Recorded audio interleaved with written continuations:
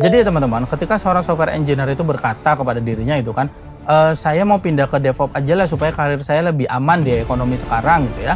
Ya dari situ berarti pertanyaan paling kerasnya itu adalah DevOps yang mana dulu nih gitu loh. Jadi teman-teman, bagi perusahaan itu tadi semua itu kan kemajuan gitu loh. Tapi bagi DevOps yang manual yaitu ancaman gitu loh. Karena ya banyak pekerjaan yang dulu itu terlihat sakral gitu ya teman-teman ya. Ya sekarang tuh ya ternyata hanya bertahan karena memang sistemnya sendiri di perusahaan yang masih kacau gitu loh. Jadi ini hal yang cukup jarang dibicarakan ya teman-teman ya. Jadi gini, sebagian DevOps itu tuh memang terlihat penting gitu kan, bukan karena dia tuh strategis gitu loh.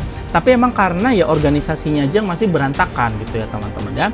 Jadi misalnya kalau sistemnya kebakaran, ya berarti kan orang yang bisa memadamkan kebakaran itu terlihat mahal gitu loh.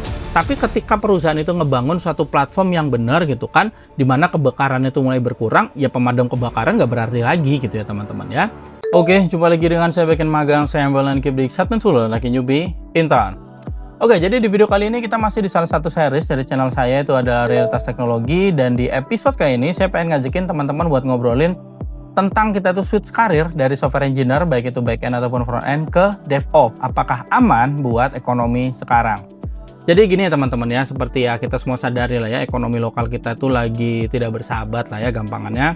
Dan ya banyak dari kita nih software engineer, baik front end ataupun back end gitu kan ya, lagi mencari tempat aman gitu ya. Karena ya memang ya back end sendiri kan mulai sesak gitu kan, terus juga kayak front end itu ya mulai murah sekarang salary-nya, terus juga kayak full stack ini mulai gak jelas, dimana ditambah lagi kita dengan AI sekarang gitu kan ya, semakin cepat dalam memahami konteks itu kan, jadi semakin pintar gitu ya.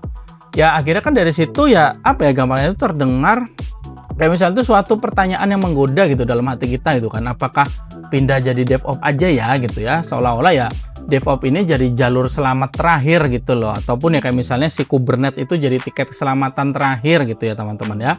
Padahal gini teman-teman ya, bisa jadi kita bukan sedang menyelamatkan karir kita, tapi justru sekedar cuma pindah ke kepanikan yang lain aja gitu loh teman-teman.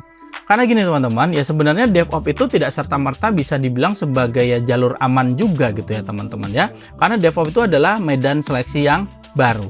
Jadi gimana pembahasannya? Simak video ini sampai habis, dan biar gak banyak cincong, kita langsung aja let's get it on. Please like, share, comment, and subscribe.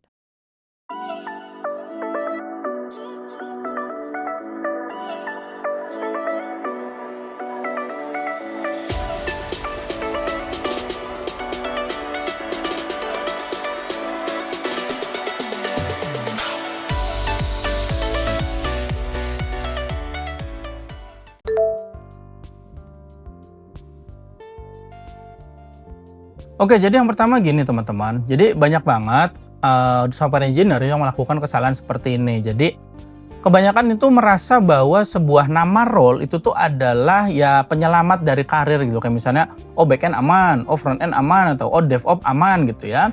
Jadi itu cara berpikir yang keliru ya teman-teman ya. Karena nih di ekonomi yang sekarang nih lagi kayak gini itu kan, ya role itu tuh bukan lagi menjadi benteng pertahanan karir kita gitu ya. Role itu cuma sekedar label administratif, di situ poinnya gitu kan.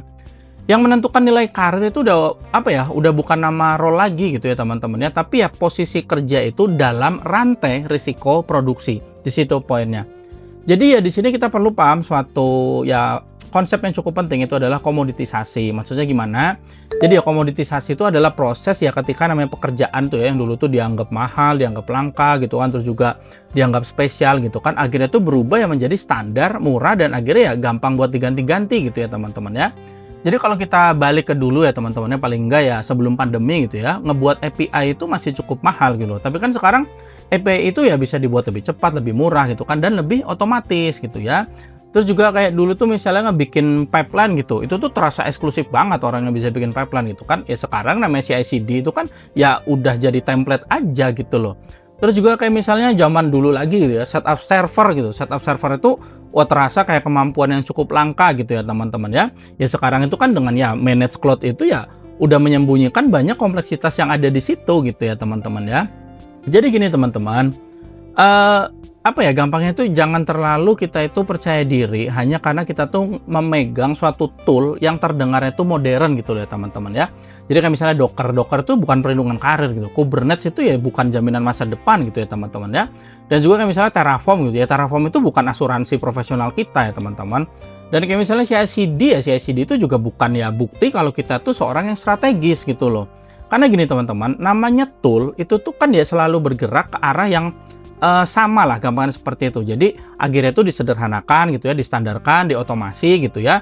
Ya lama-lama ya akhirnya dijadikan suatu fitur yang biasa aja gitu loh. Jadi di sini banyak calon DevOps itu tuh akhirnya tuh salah ngebaca keadaan gitu ya teman-teman ya. Jadi ya kebanyakan tuh mengira pindah ke DevOps itu berarti masuk ke suatu wilayah yang tidak tersentuh sama automation gitu loh. Padahal kan ya kenyataan nggak seperti itu ya teman-teman ya. Karena sebagian pekerjaan DevOps itu justru menjadi target utama dari automation ya teman-teman ya. Jadi kayak misalnya teman-teman ya, deploy manual, restart service, terus juga edit YAML, copy paste Terraform, terus juga kayak misalnya tuh memperbaiki pipeline yang lagi merah-merah itu dengan pola yang sama gitu ya. Itu tuh bukan keahlian strategis ya teman-teman ya. Teman-teman harus hati-hati gitu ya. Jadi itu semua tuh sekedar toil ya teman-teman ya. Jadi toil itu adalah ya gampang itu pekerjaan operasional yang dia tuh repetitif gitu ya, manual terus juga reaktif, dan ya gampangannya itu tidak menciptakan nilai jangka panjang. Di situ poinnya teman-teman ya. Jadi banyak orang tuh yang mengira ya teman-teman, toil itu adalah mereka tuh dibutuhkan loh. Padahal ya toil itu hanya membuktikan kalau si sistemnya itu sendiri yang belum mature gitu loh, belum dewasa gitu ya teman-teman ya. Jadi kalau misalnya kayak setiap deploy itu butuh satu orang tertentu, ya itu bukan DevOps namanya teman-teman ya. Itu sekedar ya sistem delivery yang primitif aja gitu loh. Terus juga kayak misalnya kalau setiap insiden itu hanya bisa dibaca sama satu orang doang, ya itu bukan keahlian langka namanya teman-teman ya. Itu sekedar ya observability yang gagal. Terus juga kayak misalnya kalau namanya setiap akses production gitu ya teman-teman ya, itu tuh harus lewat harus lewat chat personal misalnya seperti itu ya. Itu bukan trust namanya teman-teman ya. Itu ya sekedar ya governance yang buruk aja gitu dalam ya organisasi gitu loh. Jadi teman-teman, ketika seorang software engineer itu berkata kepada dirinya itu kan, saya mau pindah ke DevOps aja lah supaya karir saya lebih aman di ekonomi sekarang gitu ya. Ya dari situ berarti pertanyaan paling kerasnya itu adalah DevOps yang mana dulu nih gitu loh. Apakah DevOps yang mendesain reliability atau sekedar DevOps yang ngebenerin pipeline merah-merah aja gitu. Ataupun misalnya kayak DevOps yang ngebangun platform, ataupun ya sekedar ya DevOps yang menjalankan script aja gitu loh. Atau misalnya tuh DevOps yang mengendalikan risiko production, atau sekedar ya DevOps yang menjadi operator deployment. Jadi itu tuh hal yang berbeda ya teman-teman ya. Jadi yang satu strategis, yang satu sekedar operasional gitu ya teman-teman. Jadi yang satunya tentunya sulit tergantikan loh, tapi yang satunya tentunya ya sedang menunggu gilirannya aja untuk nantinya itu distandarkan. Jadi inilah tamparan yang cukup keras ya teman-teman ya di era ekonomi lagi seperti sekarang ini ya teman-teman ya. Jadi kalau misalnya kita ya pindah ke DevOps itu kan karena takut nih role kita sekarang tuh lagi dikomoditisasi, tapi nanti kita di DevOps itu cuma ya bisa itu mengerjakan pekerjaan yang repetitif gitu ya teman-teman ya. Ya itu berarti kita tidak sedang keluar dari masalah ya teman-teman ya. Jadi kita tuh cuma sekedar ya mengganti jenis komoditasnya aja gitu loh. Jadi nama role-nya iya berubah, tapi nasib karirnya belum tentu berubah gitu ya teman-teman ya.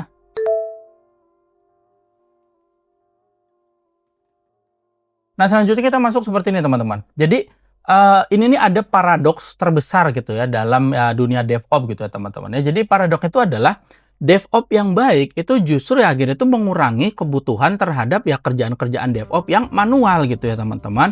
Jadi ini harus kita pahami dengan serius ya teman-teman ya. Karena gini, tujuan DevOps itu tuh bukan ngebuat satu orang tuh jadi pahlawan production gitu, jadi juru kunci gitu, jadi kuncen, bukan seperti itu ya teman-teman ya. Itu juga tujuan DevOps itu ya gampang itu ngebuat sistem delivery itu jadi cukup matang gitu loh teman-teman. Jadi akhirnya tuh tidak membutuhkan lagi ya seorang juru kunci setiap hari, seorang pahlawan setiap hari gitu ya teman-teman ya. Jadi ya teman-teman, namanya deployment itu kan harus aman. Terus juga namanya rollback itu harus cepat. Terus juga kayak misalnya monitoring itu kan ya harus bisa dibaca sama ya keseluruhan tim. Terus juga kayak misalnya akses itu harus governed gitu ya. Terus juga kayak misalnya insiden itu ya harus bisa dipelajari ya teman-teman ya. Terus juga misalnya infrastruktur ya dia tuh harus reproducible. Terus juga tim developer itu kan berarti harus bisa self service gitu loh, karena udah dibikin automation-nya sama si DevOps-nya gitu ya teman-teman ya. Jadi ya di sini kita perlu paham lagi suatu konsep yang penting, itu namanya platformization. Maksudnya apa? Jadi platformization ini adalah ya proses ketika pekerjaan teknis yang sebelumnya itu bergantung gitu ya teman-teman ya pada intervensi manusia gitu ya, akhirnya itu ya diubah jadi ya platform internal aja gitu ya teman-teman ya, yang dia itu akhirnya itu bisa dipakai ya, digunakan itu kan sama keseluruhan tim yang lain gitu ya teman-teman. Jadi gini teman-teman, tim developer atau tim engineering gitu kan akhirnya tuh ya nggak lagi minta ke DevOps gitu loh, misalnya buat INV gitu kan. Jadi mereka itu ya tinggal pakai template aja gitu. Nah, ini paradoksnya di situ. DevOps yang baik, DevOps yang benar tuh arahnya nanti akan ke sana gitu ya teman-teman ya. Jadi bahkan nanti dari tim engineering, tim developer gitu kan, itu tidak lagi ya menunggu DevOps itu buat deploy gitu loh. Jadi mereka tuh tinggal melewati ya suatu jalur deployment yang udah disiapkan sama si DevOps-nya. Terus juga misalnya tim developer itu ya akhirnya tidak lagi ya bertanya ini log ada di mana ya ke si juru kunci gitu ya, nggak gitu lagi teman-teman. Tapi ya observability itu udah jadi suatu standar gitu ya teman-teman. Terus juga misalnya tim developer itu ya akhirnya tidak lagi bergantung ya kepada satu orang yang hafal konfigurasi dari klasternya gitu ya teman-teman ya. Jadi ya pengetahuan itu ya akhirnya dipindahkan gitu loh kemana ya, ke sistem gitu ya teman-teman ya. Jadi teman-teman, bagi perusahaan itu tadi semua itu kan kemajuan gitu loh, tapi bagi DevOps yang manual yaitu ancaman gitu loh, karena ya banyak pekerjaan yang dulu itu terlihat sakral gitu ya teman-teman ya. Ya sekarang tuh ya ternyata hanya bertahan karena memang sistemnya sendiri di perusahaan yang masih kacau gitu loh. Jadi ini hal yang cukup jarang dibicarakan ya teman-teman ya. Jadi gini, sebagian DevOps itu tuh memang terlihat penting gitu kan, bukan karena dia tuh strategis gitu loh. Tapi emang karena ya organisasinya aja yang masih berantakan gitu ya teman-teman ya. Jadi misalnya kalau sistemnya kebakaran, ya berarti kan orang yang bisa memadamkan kebakaran itu terlihat mahal gitu loh. Tapi ketika perusahaan itu ngebangun suatu platform yang benar gitu kan, di mana kebakaran itu mulai berkurang, ya pemadam kebakaran nggak berarti lagi gitu ya teman-teman ya. Nah di sini kita perlu paham satu konsep lagi ya teman-teman, itu adalah burst factor. Maksudnya apa? Jadi burst factor itu adalah gampangnya itu ukuran seberapa rentan sebuah sistem gitu ya. Ketika pengetahuan kritisnya itu cuma dimiliki oleh segelintir orang aja, sedikit orang aja gitu ya teman-teman ya. Jadi teman-teman, kalau misalnya cuma satu orang DevOps aja gitu yang tahu cara deploy, ya berarti burst faktornya buruk gitu ya teman-teman. Kalau misalnya tuh cuma satu orang tuh yang paham production, ya itu bukan kekuatan ya, itu berarti ya suatu risiko organisasi ya teman-teman ya. Dan gini teman-teman, organisasi yang matang itu kan tentunya nggak kepengen risiko-risiko seperti itu tuh terus terjadi gitu ya teman-teman ya. Mereka pasti pengen bongkar itu semua gitu loh, misalnya dengan dokumentasi, dengan automation, dengan misalnya platform, dengan policy, dengan managed service gitu ya. Terus juga dengan ya internal developer tool gitu, terus juga dengan ya AI assisted operation sampai gitu ya teman-teman ya. Jadi ya teman-teman, kalau DevOps itu merasa aman karena misalnya oh cuma saya yang tahu gitu ya teman-teman ya itu tuh bukan keamanan sesungguhnya ya teman-teman ya. Itu cuma berdiri di atas bom waktu aja gitu loh. Karena ya semakin matang, semakin dewasa gitu suatu organisasi, ya semakin besar juga ya tekanan untuk ya memindahkan pengetahuan gitu ya teman-teman ya, dari kepala satu orang itu kan ke sistem gitu ya teman-teman ya. Jadi ya ini suatu konsep yang disebut sebagai ya socio-technical debt. Maksudnya gimana? Jadi socio-technical debt itu adalah gampangnya itu utang lah, utang organisasi gitu yang dia itu muncul ketika sistem teknis itu ya terlalu bergantung ya pada struktur sosial yang rentan lah, mudahnya seperti itu teman-teman. Jadi cukup banyak ya teman-teman untuk DevOps yang masih tradisional itu dia tuh hidup di atas utang-utang seperti itu gitu. Jadi selama utang-utang itu belum terbayar ya tentunya dia tidak tergantikan gitu loh. Tapi begitu utang itu dibayar gitu ya berarti kan sebagian pekerjaan mereka itu ya berubah akhirnya itu menjadi suatu prosedur yang biasa aja gitu ya teman-teman ya. Lalu akhirnya apa? Jadi template, tapi jadi template jadi fitur gitu kan. Akhirnya itu ya menjadi sesuatu yang tidak lagi dianggap spesial gitu ya teman-teman ya. Jadi ya teman-teman, kalau pertanyaannya untuk daerah ekonomi sekarang ini yang lagi kayak begini, persaingan lagi sangat-sangat tinggi ya teman-teman ya. Pertanyaannya itu misalnya, apakah pindah ke DevOps itu aman? Ya tentunya kita nggak bisa jawab itu dengan hal yang romantis ya teman-teman ya. Tentunya jawabannya sangat dingin gitu loh. Jadi DevOps itu ya dibilang aman bisa gitu loh kalau dia berada di lapisan ya desain sistem ya teman-teman ya. Tapi ya jadi nggak aman kalau misalnya ya sekedar berada di lapisan ya eksekusi prosedur aja gitu ya teman-teman ya. Jadi di sini kita perlu paham satu konsep juga namanya control plan dan data plan. Control plan itu apa? Jadi control plan itu adalah lapisan yang dia tuh mengatur gitu ya, mengatur aturan, mengatur polisi gitu ya, workflow dan ya cara si sistem itu dikendalikan. Tapi kalau data plan itu adalah lapisan yang menjalankan gitu ya, eksekusi harian gitu ya teman-teman ya. Nah, dalam karir teknologi, engineer yang dia tuh cuma sekedar menjalankan prosedur gitu ya, yaitu tuh berada di atas data plan ya teman-teman. Tapi kalau engineer yang dia tuh ya mendesain cara organisasi itu mengendalikan deployment, terus juga reliability, terus juga misalnya security, cost gitu ya, terus juga ya observability gitu ya teman-teman ya. Ya dia tuh yang berada di control plan gitu ya teman-teman ya. Jadi nilai strategis itu kalau kita ada di control plan. Di situ poinnya teman-teman ya. Karena gini teman-teman, data plan itu kan ya lebih mudah gitu loh untuk distandarkan gitu ya. Kayak misalnya ya lebih mudah buat diotomasi, terus juga misalnya lebih mudah buat dialihkan ya, sampai akhirnya ya lebih mudah buat digantikan gitu ya teman-teman ya. Jadi DevOps yang misalnya itu cuma sekedar menjalankan komen gitu ya, itu akan semakin rentan ya teman-teman.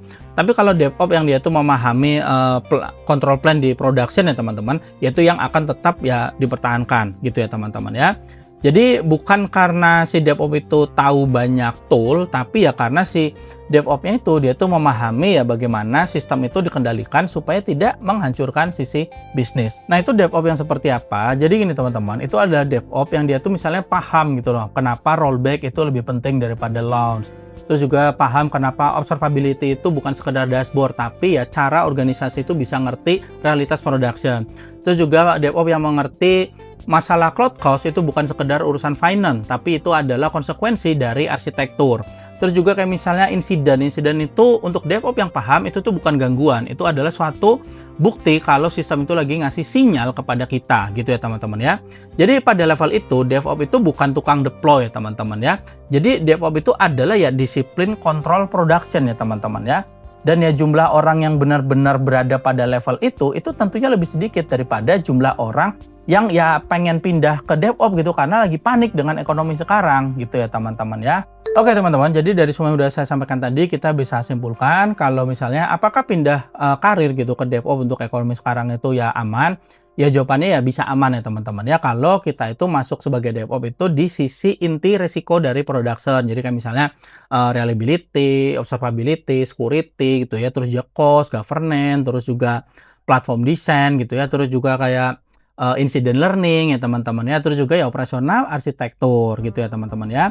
Tapi kalau misalnya kita sekedar ya pindah ke DevOps terus ya cuma untuk megang tool gitu ya yang akhirnya tuh nanti bakal distandarkan juga gitu ya, ya kita tidak sedang menyelamatkan karir kita ya teman-teman ya.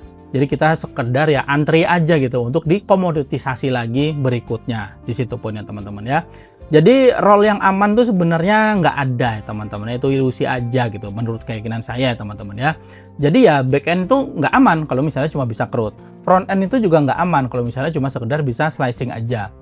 Nah, DevOps itu tuh juga ya nggak aman juga kalau sekedar bisa ngurusin pipeline doang ya teman-teman ya.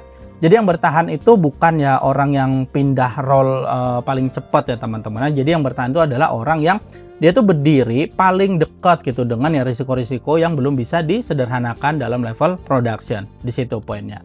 Karena gini teman-teman, industri software hari ini itu kan yang mahal itu bukan engineer yang hafal banyak komen ya teman-teman ya. Yang mahal itu adalah ya engineer yang dia itu ya memahami bagian sistem yang kalau dia itu salah, sistemnya itu salah gitu ya, bagian itu salah, ya masalahnya itu bakal kena ke sisi bisnis juga gitu ya teman-teman ya. Jadi ya teman-teman, sebelum kita berkata saya pindah aja deh jadi DevOps di ekonomi sekarang biar karir saya lebih aman, tentunya sebelum itu teman-teman perlu mempertanyakan dulu ke diri teman-teman apakah saya masuk ke pusat kendali sistem atau ya cuma sekedar ya memakai nama dari suatu role gitu kan untuk ya gampangnya itu menutupi lah kecemasan yang sedang dihadapi gitu teman-teman ya. Karena sekali lagi DevOps itu bukan jalur selamat terakhir ya teman-teman ya. DevOps itu justru adalah cermin gitu. Cermin apa? Jadi itu adalah ya cermin yang memperlihatkan gitu loh siapa sih yang benar-benar memahami sistem itu kan, dan siapa yang sekedar ya cuma menghafal ritual aja. Jadi seperti yang udah sering saya katakan, selamat datang di realitas teknologi. Jadi itu aja yang saya sampaikan pada episode kali ini. Saya harap bisa bermanfaat buat teman-teman semua. Thank you for watching dan salam backend magang.